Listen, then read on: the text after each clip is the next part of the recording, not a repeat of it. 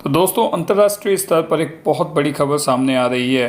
पाकिस्तान ने अभी कुछ दिन पहले सऊदी अरब और पूरे ओआईसी को ये धमकी दी थी कि अगर ओआईसी यानी कि ऑर्गेनाइजेशन ऑफ इस्लामिक कोऑपरेशन ये समूह कश्मीरी मुद्दे पर पाकिस्तान का समर्थन नहीं करता है तो पाकिस्तान इस समूह को छोड़ देगा और अपना एक अलग समूह बना लेगा। अभी पाकिस्तान के इसी बयान के चलते सऊदी अरेबिया का जो रिएक्शन आया है वो आने वाले दिनों में पाकिस्तानी अर्थव्यवस्था के लिए एक बहुत बड़ा झटका साबित होगा।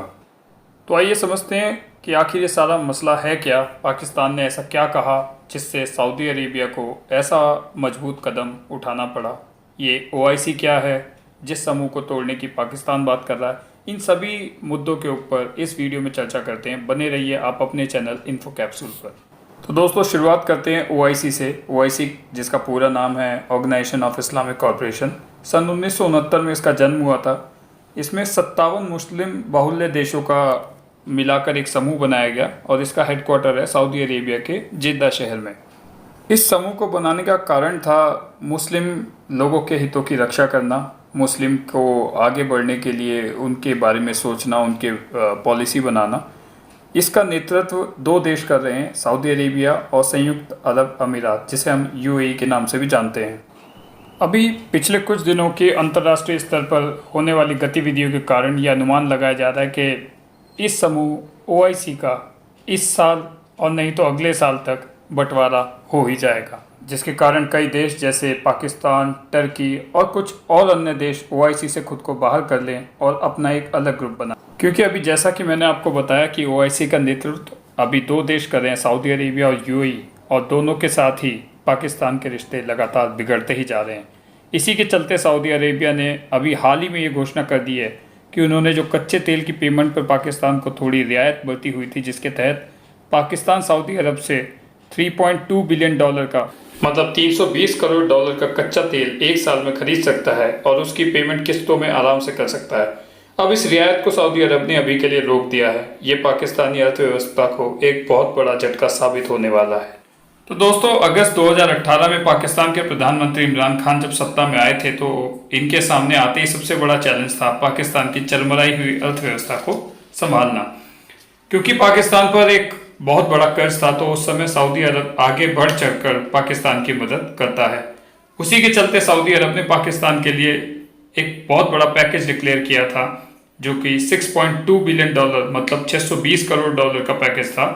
इस पैकेज के दो पार्ट, पहला था ऑयल फैसिलिटी, जिसमें सऊदी अरेबिया ने पाकिस्तान को ऑफर दिया था और कहा था कि आप हमसे $320 करोड़ का कच्चा तेल एक साल में ले सकते हैं और उसके लिए आपको एक साथ पैसा देने की भी जरूरत नहीं है, बल्कि उसे आप धीरे धीरे किस्तों में चुका सकते हैं। ये उस समय पाकिस्तानी अर्थव्यवस्था के लिए एक बहुत बड़ा ऑक्सीजन था। और इस पैकेज के जो बाकी $3 बिलियन यानी कि $300 करोड़ थे, वो एक लोन की तरह आपके खाते में पड़े रहेंगे, जिससे कि आपकी अर्थव्यवस्था पर कोई आंच ना आए, आपके पाकिस्तानी रुपए की कीमत बरकरार रहे। अब इन दोनों ही तरफ से सऊदी अरब ने अपना बढ़ाया हुआ हाथ वापस खींच लिया है। हमने ये खबर सुनी है कि $300 करोड़ जो इनके खाते में पड़े थे, उसमें से सऊदी अरब ने $100 करोड़ यानी कि $1 बिलियन वापस मांग लिए हैं और पाकिस्तान ने तुरंत ही $100 करोड़ चाइना से उधार लेकर सऊदी को वापस किए हैं। बचे हुए $200 करोड़ पर भी यह अनुमान लगाया जा रहा है कि बहुत जल्दी सऊदी अरब उसको भी वापस मांग लेगा और उसमें भी जहां तक है पाकिस्तान चाइना से ही वो पैसा लेकर वापस सऊदी अरब को देगा। अब इसके साथ ही मैं आपको ये भी बता दूं कि जब सऊदी अरब ने ये $620 करोड़ का पैकेज पाकिस्तान के लिए अनाउंस किया था, उसी समय यूएई यानी कि संयुक्त अरब अमीरात ने भी पाकिस्तान को $200 करोड़ का एक लोन कैश के रूप में दिया था। पाकिस्तान के नज़रिए से अब इसको देखें तो पाकिस्तान के ऑयल मिनिस्ट्री के जो प्रवक्ता हैं उन्होंने ये कहा है कि अभी के लिए हम वेट कर रहे हैं कि सऊदी अरब अपनी ऑयल फैसिलिटी को चालू रखेगा, क्योंकि पाकिस्तान ने अपनी फाइनेंशियल प्लानिंग में ये मान रखा था कि ऑयल फैसिलिटी में उनको काफ़ी रियायत मिलेगी और उनकी पेमेंट एक साथ करने की कोई ज़रूरत नहीं होगी। इनका मानना था कि जो ये खुलकर ऑयल फैसिलिटी का इस्तेमाल कर रहे हैं उसकी पेमेंट इनको हर महीने तकरीबन 27-27.5 करोड़ के हिसाब से 3 साल तक आराम से करनी होगी। पर सऊदी अरेबिया ने वर्ष 2020 में ये रियायत खत्म कर दी है। अब इसका कारण क्या है, सऊदी अरेबिया ने झटका क्यों दिया? तो देखिए, इसका बहुत ही सीधा सा कारण है और वो ये है कि पाकिस्तान ने ओपनली चैलेंज किया है, क्योंकि ओआईसी ओपनली कश्मीर का मुद्दा इंटरनेशनल फोरम पे नहीं उठा रहा है जिस तरह से पाकिस्तान कोशिश कर रहा है, वो यूनाइटेड नेशन की सिक्योरिटी काउंसिल में जा रहे हैं, इंडिया के लिए अपना उन्होंने हवाई मार्ग बंद कर दिया था, इंडिया पर प्रेशर डाल रहे हैं। उसी तरह से ओआईसी उनका साथ नहीं दे रहा है और इसी वजह से ये ओआईसी को छोड़कर अपना एक अलग से ग्रुप बना लेगा। अब देखिए, पाकिस्तान पिछले 1 साल से ये कोशिश कर रहा है कि ओआईसी के जो 57 देश हैं, इनके विदेश मंत्री पाकिस्तान आए, एक कॉन्फ्रेंस करें, कोई मीटिंग करें, सिर्फ कश्मीर के मुद्दे को लेकर कुछ डिक्लेरेशन आए, इंडिया की तरफ कोई स्टेटमेंट भेजी जाए। मगर ओआईसी ने मैक्सिमम ये किया है कि कश्मीर को लेकर जो उनका ह्यूमन राइट्स का विंग है, वहाँ से कुछ स्टेटमेंट्स आई हैं। दिल्ली के दंगों को लेकर स्टेटमेंट आई है, जो नागरिकता कानून है उसको लेकर कुछ टिप्पणियाँ आई हैं।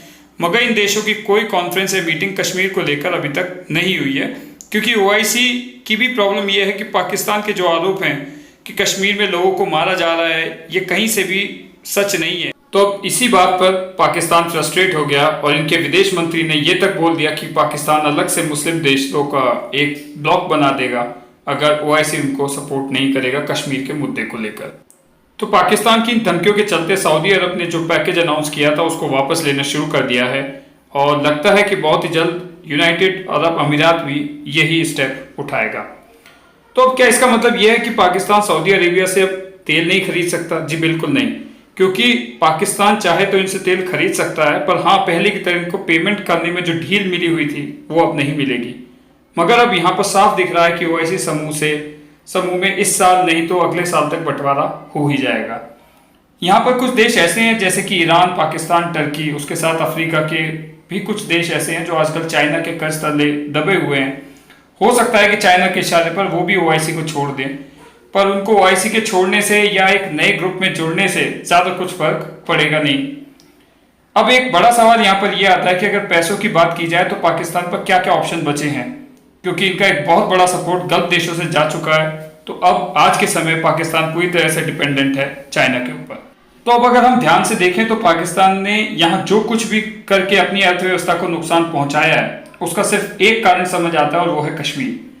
अगर कश्मीर को लेकर पाकिस्तान कुछ मैच्योरिटी दिखाता, इंडिया के साथ थोड़ा पेशेंस दिखाता, कुछ कॉपरेशन करता, तो आज के समय पाकिस्तान के पास काफी ऑप्शन होते। पर अब आप साफ देख सकते हैं कि पाकिस्तान आज के समय पूरी दुनिया में एकदम अलग थलग पड़ गया है। तो दोस्तों, ये था एनालिसिस इस पूरे विषय का। इस वीडियो को अंत तक देखने के लिए आपका बहुत बहुत धन्यवाद। अगर आपको वीडियो पसंद आया हो तो इसे लाइक कीजिए, अपने दोस्तों को शेयर कीजिए, चैनल को सब्सक्राइब कीजिए और प्लीज बेल आइकन को प्रेस कीजिए। मैं ऐसे ही और दिलचस्प खबरें और उनका एनालिसिस लेकर आपके सामने आता रहूंगा। धन्यवाद।